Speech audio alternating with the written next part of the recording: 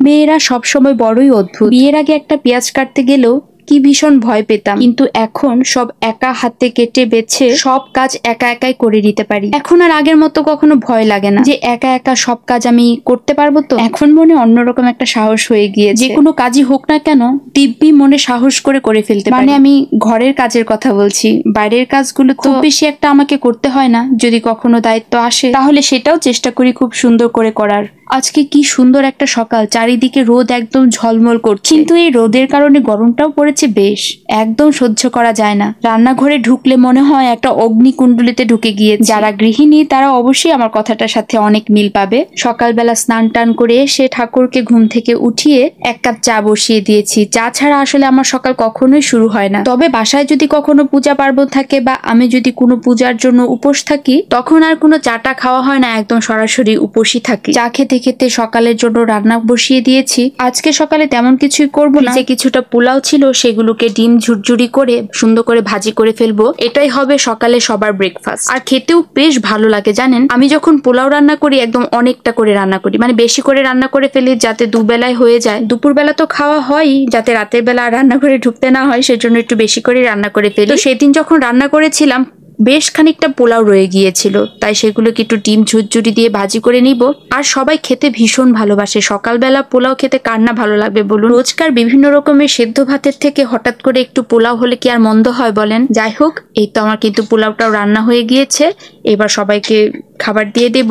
আর এই তো ফ্রিজ থেকে আমি কাতল মাছ নামিয়ে নিয়েছিলাম একদম সকাল সকালই। চা যখন বসিয়েছি তখনই সেই মাছটা নামিয়ে ফেলেছি। এটা কাতল মাছ। মাছের মাথা দিয়ে কচুর মুখিগুলো রান্না করব। মাছে থেকে কিছুটা তেল বের হয়েছিল, সেই তেলগুলো দিয়ে একটু বড়া করব। আর এক পিস মাছ নিয়েছি, সেটা আমার শাশুড়ি মায়ের জন্য রান্না করব। মা তো কচুর মুখি খায় না, সেজন্য ডাক্তার নিষেধ করেছে। মাকে মাছের পরিমাণও লিখে দিয়েছে যে এত গ্রাম মাছ খাওয়ার জন্য, সেজন্য মা খুব একদম মেনে টেনে খাবার টাবার খায়।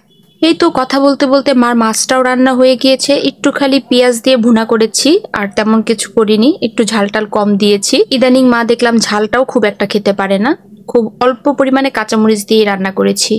আর কচুর মুখিগুলো যেহেতু আমি একটু সেদ্ধ করে নিয়েছিলাম, তাই লবণ আর হলুদ দিয়ে এটাকে ভালো করে একটু ভেজে নিয়েছি। আর একটু মরিচের গুঁড়োও দিয়েছিলাম, একটু ঝাল ঝাল করে কচুরমুখিটা রান্না করব। এই তো কচুরমুখিগুলো ভেজে রেখে দেব। এবার মাছের মাথাটা ভেজে নেব খুব ভালো করে, যাতে কোনো রকমের গন্ধ না থাকে। গন্ধ থাকলে আমি আবার খেতে পারি না। আমি কেন, বাসার আসলে কেউই খেতে পারে না। আসলে একা হাতে রান্না বান্না করাটা খুবই কষ্টকর। কেটে বেছে নিয়ে এত কিছু করা খুবই কষ্ট হয়ে যায়। কিন্তু মাঝে মধ্যে আমি নিজেই অবাক হয়ে যাই যে কিভাবে যে আমি করে ফেলি, সেটা আমি আসলে নিজেও বুঝতে পারি না। আর এই ভিডিওটা যখন করেছি তখন তো আমার কাজের মাসিও আসছিল না। আসলে মেয়ে মানুষ হলো জলের মতো, যখন যে পাত্রে রাখা হয় তখন ঠিক সেই পাত্রের রূপই ধারণ করে। যাই হোক, কথা বলতে বলতে মাছের মাথাগুলো ভেজে ফেলেছি, আর এদিকে মাছের তেলটাও ভেজে নিয়েছি। এবার কচুর মুখিটা রান্না করলে আমার রান্না শেষ। এই বছর এই প্রথম কচুর মুখি রান্না করছি, তাই ভাবলাম খুব ঝাল ঝাল করে একটু রান্না করি। আমার মাও কচুর মুখি যখন রান্না করে তখন ঠিক এরকম ঝাল ঝাল করে রান্না করে, খেতে কিন্তু বেশ ভালো লাগে। তবে আমি বেশিরভাগ রান্না কিন্তু আমার শাশুড়ি আর আমার মায়ের কাছ থেকেই শিখেছি। এখনো আমি যখন কোনো কিছু রান্না করি তখন আমার শাশুড়ি মায়ের কাছ থেকে জিজ্ঞাসা করে নিই, মা এটাতে কি ফোড়ন দেব বা কতটুকু পরিমাণ দিব, এটা কিভাবে রান্না করলে ভালো হবে, সেটা কিন্তু মা বলে দেয়। আর সেটা শুনে আমি আন্দাজ মতো রান্না করে ফেলি। আবার আমার মায়ের কাছে যে খাবারটা আমার বেশি ভালো লাগে সেটা যখন রান্না করি তখন আবার মাকে ফোন করে জিজ্ঞাসা করি যে মা সেটাতে কি দিয়ে তুমি রান্না করো, সেটা আমাকে একটু তখন মা বলে, তখন আমি সেই অনুযায়ী আমার আন্দাজ মতো তখন রান্না করি। এই তো আমার রান্না বান্না শেষ। তো আজকের ভিডিওটা আমার এই পর্যন্তই। সবার ভালো লাগলে অবশ্যই লাইক আর কমেন্ট করে দিও। So tata.